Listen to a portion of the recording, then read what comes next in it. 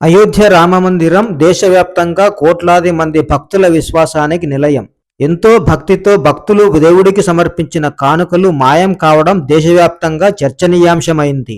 ప్రత్యేక దర్యాప్తు బృందం చేపట్టిన దర్యాప్తులో 40 రోజుల్లో దాదాపు 70 సార్లు విరాళాల నగదు దుర్వినియోగం జరిగిందనే ఆరోపణలు వ్యక్తమయ్యాయి. ఈ కేసులో ప్రధాన నిందితుడిగా అవినాష్ శుక్లా పేరు బయటకు వచ్చింది. రామమందిరంలో భక్తులు ఇచ్చిన నగదు, సమర్పించిన కానుకలను లెక్కించే బాధ్యత అవినాష్ కు అప్పగించారు. లెక్కింపు సమయంలో కొంత నగదును పక్కన పెట్టి దాచిపెట్టినట్లు అతనిపై ఆరోపణలు ఉన్నాయి. సీసీటీవీ ఫుటేజీ ఈ ఆరోపణలకు ఆధారం అని దర్యాప్తు అధికారులు చెబుతున్నారు. శుక్లాకు మరో 6గురు సహకరించినట్లు దర్యాప్తు బృందం గుర్తించింది. ఆ తర్వాత అవినాష్ ఇంట్లో జరిపిన సోదాల్లో 20 లక్షలకు పైగా నగదు, 1121 అమెరికన్ డాలర్లు, బంగారు, వెండి ఆభరణాలు, ఎస్యూవీ వాహనం కూడా స్వాధీనం చేసుకున్నారు.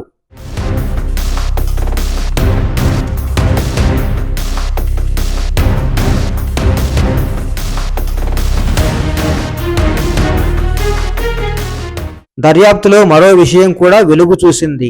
ఆలయంలో పనిచేసే సిబ్బందికి నెలకు సుమారు 15,000 జీతం మాత్రమే వస్తుంది.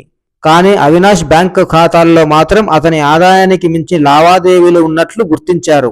ఈ కేసులో ఇప్పటి వరకు 8 మందిని అరెస్టు చేశారు. వారి నుంచి మొత్తంగా 79 లక్షలకు పైగా నగదు స్వాధీనం చేసుకున్నట్లు సమాచారం. ఈ కేసును కేవలం దొంగతనం కోణంలో మాత్రమే చూడడం లేదు. గత 5 ఏళ్ల ఖాతాలను మళ్లీ ఆడిట్ చేయాలని సిట్ సూచించింది. గత 2 ఏళ్లలో జరిగిన ప్రధాన ఖర్చులపై కూడా విచారణ కొనసాగుతుంది. చివరకు ఈ కేసులో ఇంకెన్ని సంచలన విషయాలు బయటపడతాయో వేచి చూడాలి.